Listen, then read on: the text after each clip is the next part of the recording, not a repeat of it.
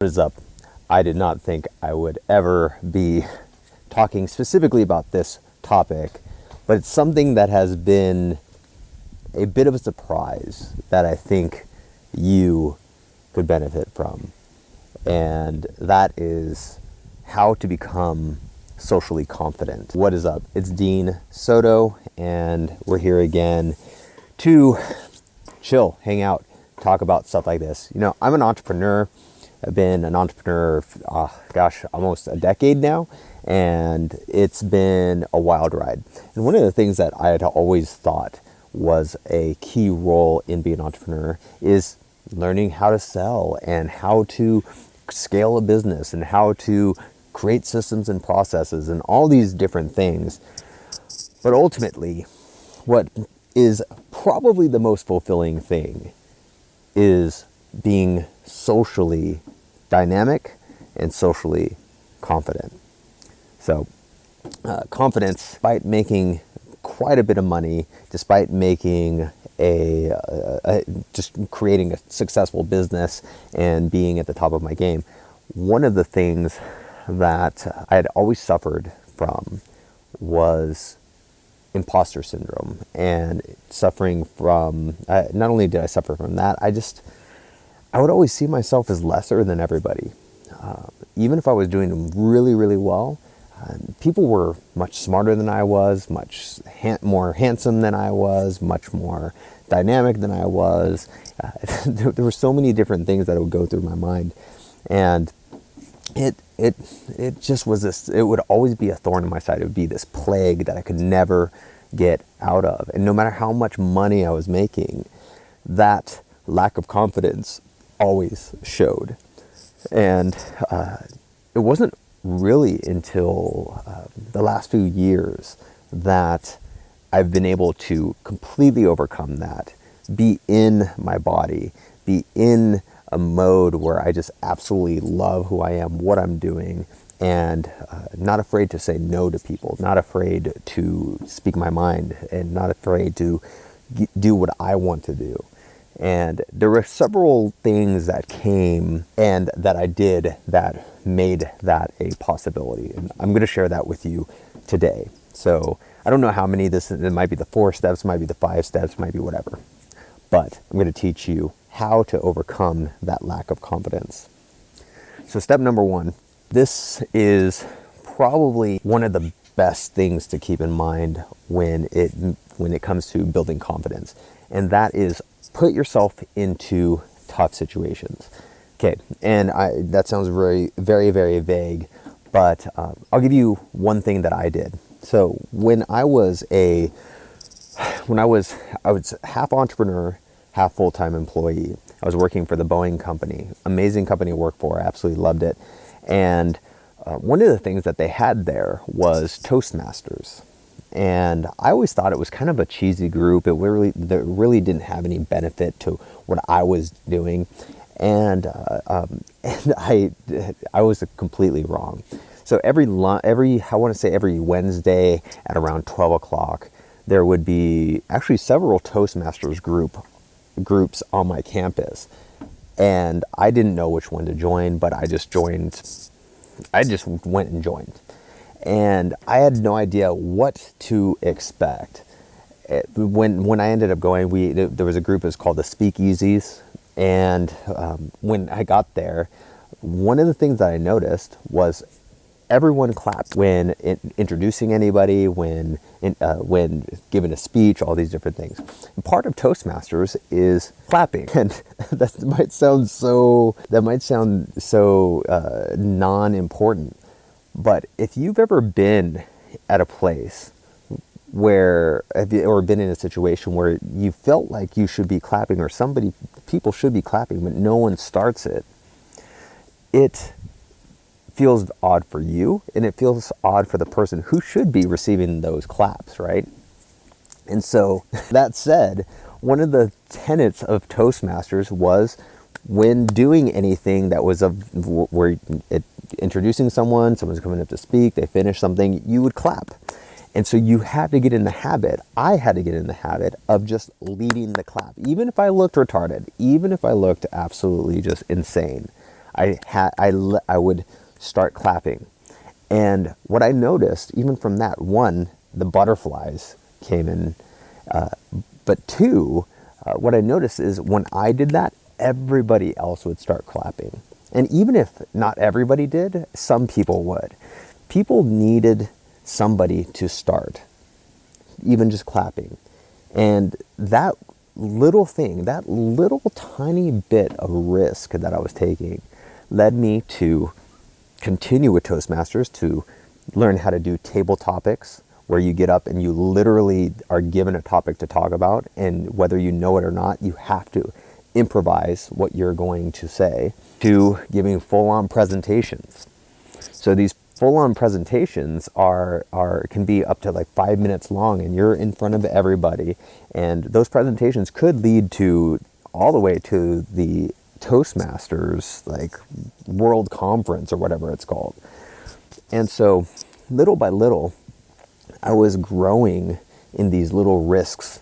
So getting up in front of people and clapping and giving awards and all these different things that I would never have done before. But it was those risks that led me to be able to speak in front of people. Notice how I don't really say ums. I might say so's. I might say, there are some little things, but I don't stutter over my words usually, things like that. This all comes from years of just taking that specific risk.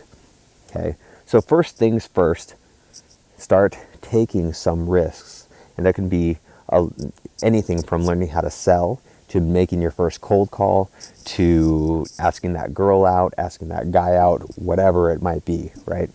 Take those risks, and the more that you do it, the more comfortable you become. So tip number 2, when it comes to confidence, and I just said after I said I don't say very much, huh? Tip number 2 when it comes to confidence is really having something to be confident about. There's a really good YouTuber out there named Hamza, Hamza, and he talks about how if you want to be socially confident, you have to be proud of what you're doing. So you have to be proud of the goals that you have. Are you building wealth, or are you just watching Netflix and Hulu at the end of the day? Have you built something? Maybe you are a builder. Have you painted something? Things like that. Or how does your body look? All these different things. Those help you to be way more confident in the long run. And because people are attracted to how you look. They're attracted to your purpose, your destiny. If you're a good artist, if you're a piano player, whatever it is, people are attracted to hard work. People are attracted to skills, artistic skills that can grow over time, that you can grow over time, and that they know there had to be a lot of work put into that because it's so beautiful. Whether your body's beautiful, whether the art's beautiful, whatever it might be. So what are you proud about? For me, I've always been a generalist, and I can play some piano, I can play guitar, I can get in front of people and talk, I can code a little bit, I can do all these things, but I never really truly mastered anything. But what I became really confident about was my business, was about creating opportunities for people. All around here, I hear people who are working for me on my land, building things that I use for my business, different structures and things like that. And at any given time, I've had up to 30 people all doing stuff here on my land that help my business. And then in turn, I help them with their, they literally are living off of what I've been developing with my business and my entrepreneurship. And so for me, that's something I'm very proud of. And whether it's doing YouTube videos or Instagram posts, or whether it's doing anything like that, that's what I display. And so when I'm out and about, I dress in nice clothes, nice shoes, nice shirt, always have my hair cut. Again, my hair cut once every 2 weeks. I even dye my hair. I do these things that show how much I care about my persona as an entrepreneur, because you do see those entrepreneurs that are shabby. In particular, there was the latest guy from FTX that he cheated a whole bunch of people, but he was pretty shabby looking, right? Well, I don't want to be that guy. I want to be somebody who is honest, who is like, looks good, is always showing who I really am from the inside out. And that's what I like to display. And to be able to bless people at the same time with the skill set that I've developed, that's what I have built my confidence on, as well as being a father of 9 kids, a husband to an amazing wife, things like that, right? So that said, leads me to number 3 when it comes to confidence, is that you have to practice social dynamics. You have to start practicing. No matter how awkward it might be, you have to start talking with people. I mean, it's funny, over the last 2 years, maybe even a year and a half, I would say, last year and a half, I've really, Kitty, my cat is trying to do something. Milo, what are you doing, Kitty? Over the last 2 years, I have been really, truly practicing every day going out and talking with people. So in the mornings, I have my own little routines. I go to Sprouts, I get my protein, I get my pre-workout and things like that, and then I go to work out, and then after that I go get coffee, and sometimes I might go to downtown and walk and just say hi to people, smile at people, and I kind of build up my social muscle. So in the very beginning, it's very hard. Like, everyone's still waking up. I'll say hi to people who are not looking at me. We'll be walking along. I see them coming, and no matter who it is, it could be an old lady, young lady, it could be an old man, young man, muscle-bound guy with tattoos, whatever it is. And if they're not looking at me, I will still say, hey, good morning. And more often than not, you'll see them go, oh, good morning. Like, they're in their own world. And the more that you do this, because internally I'm thinking they don't want to talk to me, they don't want to see me, they don't want to say anything, they're going to get mad at me, they're going to, and it was worse a long time ago, but I would just literally say hello. I'd say hello or good morning or whatever, how's everything going? And then when I'm in line, if I'm in line at Sprouts or wherever, I'll just make conversation. I'll be like, oh, I really like that shirt that you have on. Whomever it is that's around me. Obviously, if somebody is like super attractive, like you're super attracted to them, like they're super pretty or they're super handsome, it's going to be much harder to do. I recommend talking to anyone. So if it's an old lady here, it's an old man, if it's someone who you're not attracted to, just make conversation. And you'll find that over time, all those butterflies that you have, like they go away with everybody. I used to be really intimidated, actually, by guys who were bigger than me, stronger than me, tattoos, things like that. And I used to feel like they would hurt me, like they would just be mad at me or whatever. And for a long time, it was something that paralyzed me. But I'll say hi to them too. I'll be like, hey, what's up, man? How's everything going? Oh, I really like your tattoos and stuff. And more often than not, they're like, oh, dude, thanks so much. And, and it's great. And I'll start the conversation. And you find out that people are people. People, like, generally, especially nowadays, are super lonely. And the more that you do this, even when it comes to very attractive men or women, you'll find that you simply will just say, oh, happy Thanksgiving, or hey, how's it going? Merry Christmas, good morning, or whatever. And they'll either return and say, oh, you too, or they'll say, oh, thanks, or whatever, or they might even have a conversation with you. One thing that has helped me is to be totally honest. Like, if I'm nervous talking to somebody, I will literally say that I'm nervous talking to you. And I'll say, like, I'll even say, hey, look, like my hand's shaking when I'm talking to you. I'll even say that I'm nervous. And I noticed that once I've done that, they're usually like, oh yeah, there's nothing to be nervous about, whatever, you'll find that after that, the same person who you would normally be nervous about, you're not nervous about at all. I have not had anybody who I've been nervous to talk to in quite a while, but I would be honest with them. I would be honest with myself, and I would just say, oh man, I think that, like, I would love to talk to you, but you're either super intimidating or you do make me nervous. I just love to get to know you, or I'd love to just know your name or whatever. And it's so funny, like after a while, you find that it doesn't even matter anymore. Like, you don't feel that anymore. People that I normally would be intimidated with, whether they're super attractive girl or a super intimidating guy. Literally, I would just be like, the butterflies are gone. I'd be like, hey, how's it going? Oh, cool. You having a good day? Awesome. That's awesome. Well, great. Have a great one. Whatever it might be. And no nerves, no butterflies, no nothing like that. But that all comes from practice. So number 3, the biggest thing is that you have to practice, and you have to, once again, take that risk. You have to take that risk. And, it can be as simple as hi. Hi, how's it going? How's your day? Those little things will lead to bigger and bigger things. And I think number 4, let's make it number 4. The last thing, number 4, is in order to be like socially confident, I really believe that you have to not have an end goal in mind. You have to go out just kind of being who you are and not want a person to like you. Not everybody's going to like you.